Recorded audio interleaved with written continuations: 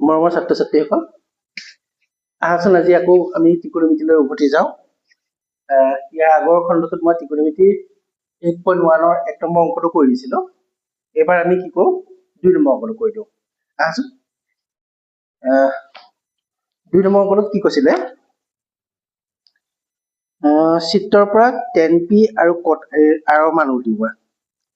এইটো শৰ্টকাট মই উপায় এটা কৈ দিছো চাবা দেই। tan p আৰু cot r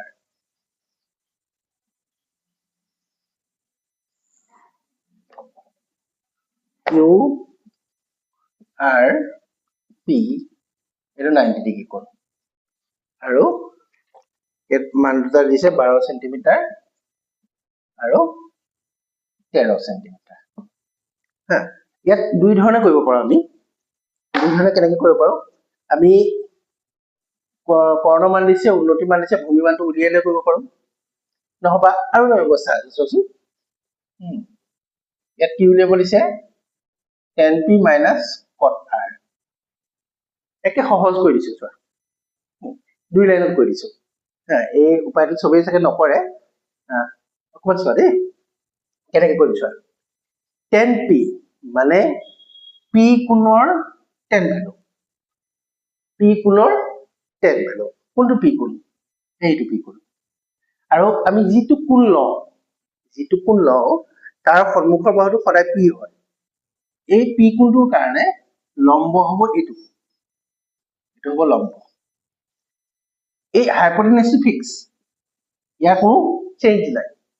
হাইপোটেনাস এইটো যেটো p হৈ গ'ল, b কোণটো হ'ব এইটো সাইড কি হৈ যাব b। কাৰ কাৰণে? p কোণটোৰ কাৰণে, বা p কোণটোৰ কাৰণে b কোণটো হয় 90 ডিগ্ৰী আৰু লোৱা কোণটোৰ মাজৰ যিটো উমৈহতীয়া বাহু সেইটো সদায় b বুলি কোৱা হয়। tan p ঠাইত আমি কি লিখিব পাৰিম? tan p কাৰণে tan মানে কি আছিলে, p by b। p হ'ল qr by b মানে pq হল tan p মানে p by b minus r। এতিয়া r ৰ কাৰণে কি হ'ব চোৱা, এবাৰ আমি কোনটো কোণ ল'বলৈ দিছে, আমাক r কোণটো ল'ব দিছে। এইটো কোণ ল'লে ইয়াৰ সন্মুখৰ বাহুটো হ'ব p, মানে এইটো b হ'ব b। cot মানে কি আছিলে, p by b, b by p, b মানে qr by p মানে pq। চোৱা qr by pq মানে কিমান হ'ব, উত্তৰ 0। এটা হল আনসাৰ। হল, আমি এখানে চিত্ৰ পাবলে লিখি দিব পাৰো। চিত্ৰৰ পৰা একদম সহজ হৈ গ'ল। যদি আমি ইয়াৰ মান উলিয়াই থাকিলো হয় তেনে বৰ্ডখন ভৰ্তি হৈ গ'ল। ওকে, অংকটো কেনেকুৱা লাগিল? ঠিকে আছে। ওকে,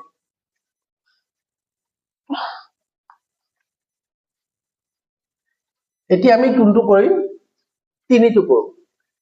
তিনিটো চোৱাচোন, তিনিটোত কি আছিলে, যদি sin a = 3/4 তেন্তে cos a tan a উলিওৱা। এইটো দুই ধৰণে কৰিব পাৰো আমি।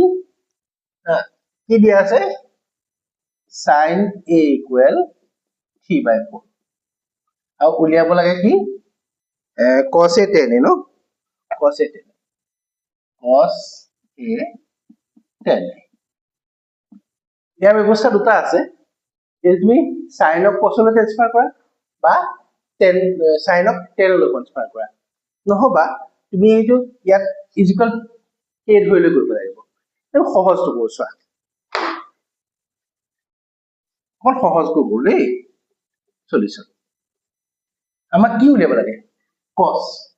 আমি জানো sin স্কয়ার থিটা প্লাস cos স্কয়ার থিটা ইকুয়াল কিমান 1।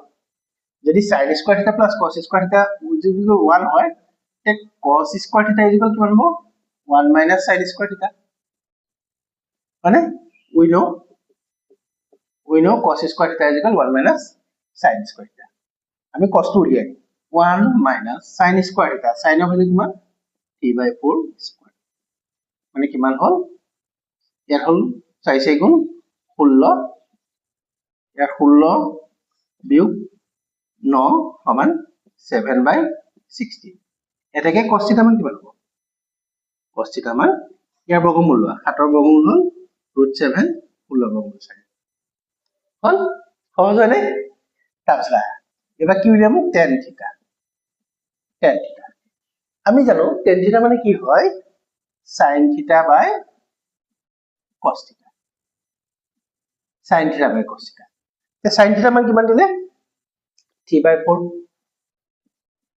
cos θ মান √7/4 এটা কাটা গল কিমান থাকিলে 3/√7 সহজ হলনে হৈছে চাচোন এটা সহজ হৈ গল বা নহবা যদি তুমি কৰিলা হয় ইয়াৰ আকৌ এনেকে k ধৰি লৈ পেলাই কৰিব লাগিলা হয় k ধৰি লৈ পেলাই কোৱা হয় p মান হল হয় 3k h মান হল হয় 4k তাৰপিছত তুমি b টো উলিয়াব লাগিলা হয় b টো √7 ওলালা হয় তাৰ পিছত তুমি sin θ cos θ ভ্যালু উলিয়াব পাৰিলা হয় এটা এটা সহজ ব্যৱস্থা চাচোন ভাল লাগিছে ওকে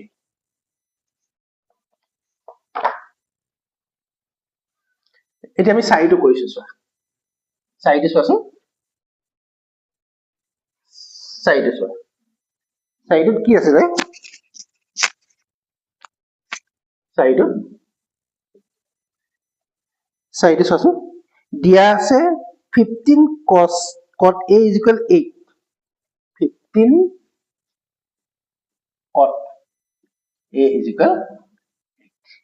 আৰু উলিয়াব লাগে কি কি sin a sec উলিয়াব লাগে ওকে এইটো কোন দীঘলীয়াকৈ কৰিছে চোৱা এই 15 যদি সিফালে গুচি যায় cot a = 8/15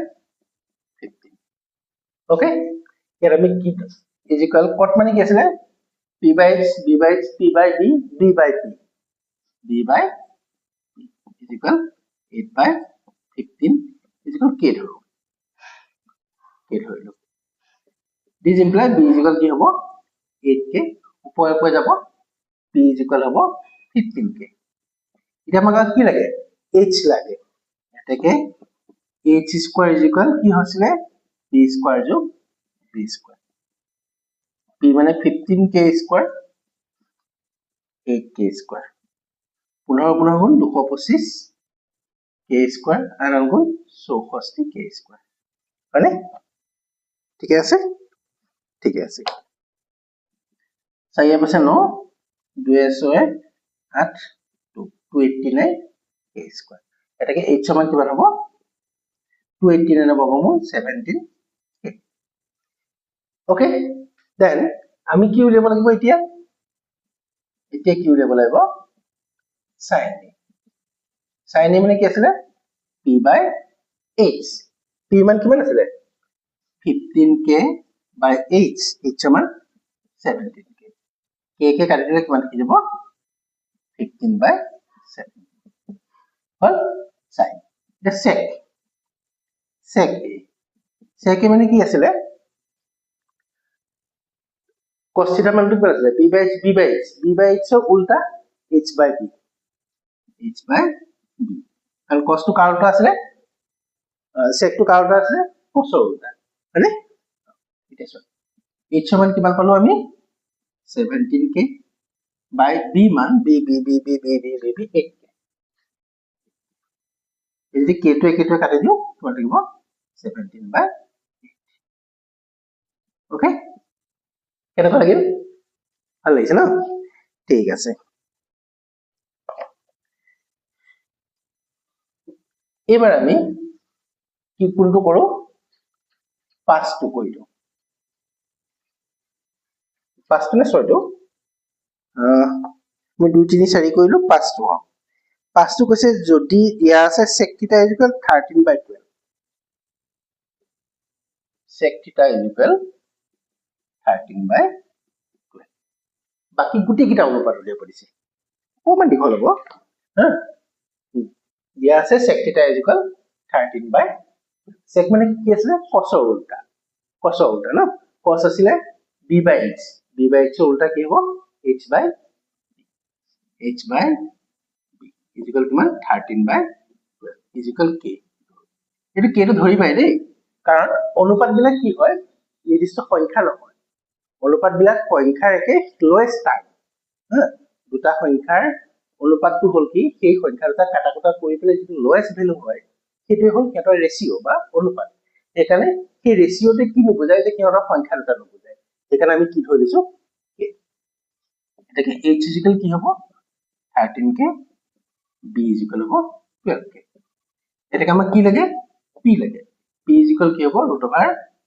√h square minus b square আমি কোন কবা আনিছো পাইথাগোৰাছ থিওৰেমৰ পৰা আনিছো ওকে h স্কয়াৰ হল 13k square minus 12k square okay এটা কিমান হ'ব 169k স্কয়াৰ এটা 144k স্কয়াৰ তাৰ মানে হল 25k স্কয়াৰ তাৰ বৰ্গমূল হল 5k মানে কি পালো p মান পালো 5k এতিয়া বাকি অনুপাত কেইটা উলিয়াব দিছে এটাকে আমি sin থিটা কি হ'ব sin থিটা ইকুৱেল p/h মানে p মান কিমান পালো 5k h সমান 13k k কে কাটা গলে কিমান হ'ব 5/13 cos থিটা তো সেকৰ উল্টা ন ডাইৰেক্ট উল্টাই কৈ দিও 12/13 tan to tan is equal কি আছে p/b p/b মান কিমান হ'ব p আহি গল 5k b আহি গল 12k কিমান হ'ল 5/12 cot থিটা তো tan উল্টা 12/5 তাই কো কৈ দিছো আৰু নকব cot sec তো আছে cosec তো কৈ দিও cosec থিটা কিমান হ'ব কাৰ উল্টা sin উল্টা মানে 13/5 সহজ হল নে 1 2 3 4 5 5 1 6 কেনেকুৱা লাগিলে সহজ লাগিছে ন ঠিক আছে তাৰ পিছত এবাৰ চোৱা আমি 6 টো কৰি দিও 6 টো আৰু সহজ 6 টো ইন্টাৰেষ্টিং চোৱাচোন দেই 6 টো কৰি 6 টোত কি দিছে যদি a কোণ আৰু b কোণ সূক্ষ্ম কোণ হয় a কোণ আৰু b কোণ সূক্ষ্ম কোণ যাতে cos a = cos b আৰু তোমাক দেখুৱাব লাগে a কোণ = b ওকে আমি সূক্ষ্ম কোণ যেতিয়া এনেকা ত্ৰিভুজ এটা আঁকি লও যেটো ত্ৰিভুজত a কোণটো সূক্ষ্ম কোণ b কোণটো সূক্ষ্ম কোণ খালি c কোণটো কিমান ডিগ্ৰী 90 ডিগ্ৰী ওকে এতিয়া আমাক কি কৈছে cos a = cos b ধৰো ত্ৰিভুজ abc c কোণ = 90 আৰু দিয়া আছে কি আৰু দিয়া আছে cos a = cos b cos a = cos b আকৌ আহিলে এই a কোণৰ cos b এই কোণৰ cos b a কোণটো লোৱাৰ লগে লগে ইয়াৰ সন্মুখৰ বাহুটো হ'ব b এটা h ফিক্স এটা h টো ফিক্স এতিয়া cos মানে কি আছিল b/h মানে হ'ব ac/cos b আকৌ b কোণটো আহিব b কোণটো অহাৰ লগে লগে ইয়াৰ সন্মুখৰ বাহু এইটো হ'ব p এইটো হ'ব b এতিয়া cos মানে কি আছিল আকৌ b/h মানে bc/ab চোৱা দুইটা তলতে ab আছে কাটিলো মানে কি হ'ল ac = bc এই ত্ৰিভুজটো কি পালো ac = bc মানে এই দুটা বাহু সমান আমি জানো যি ত্ৰিভুজৰ দুটা বাহু সমান ইহঁতৰ কোণ দুটাও কি হয় সমান হয় তাৰ মানে এটাকে এই কোণ = কি পালো হৈ গল প্ৰমাণ কৰিব দিছে যি প্ৰমাণ হৈ গল দেখুৱাব দিছে যি দেখুৱা হৈ গল সহজ লাগিছে ঠিক আছে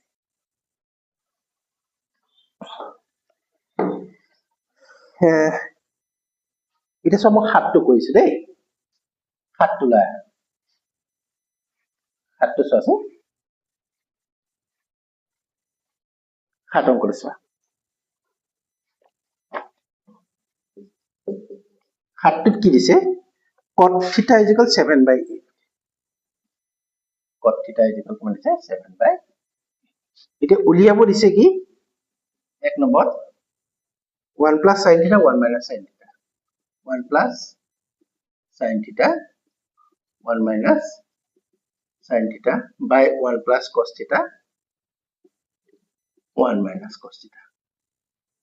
এইবিলাক কে পানি পানি বস্তু দি আছে তোমালোকক ওকে এটা চোৱা কেনেকৈ কৰিম এতিয়া আমাৰ সহজ ব্যৱস্থা আছে a plus b a minus b a plus b a minus b তাৰ মানে কি আছিল a plus b a minus b মানে a square minus b square এই স্কয়াৰ ইয়ালে নাহে হা মই ৰাখিবা স্কয়াৰ বিলাক সদায় sin cos ত আহে থিটাত নাহে তাৰপিছত 1 plus cos theta 1 minus cos theta 1 square minus cos square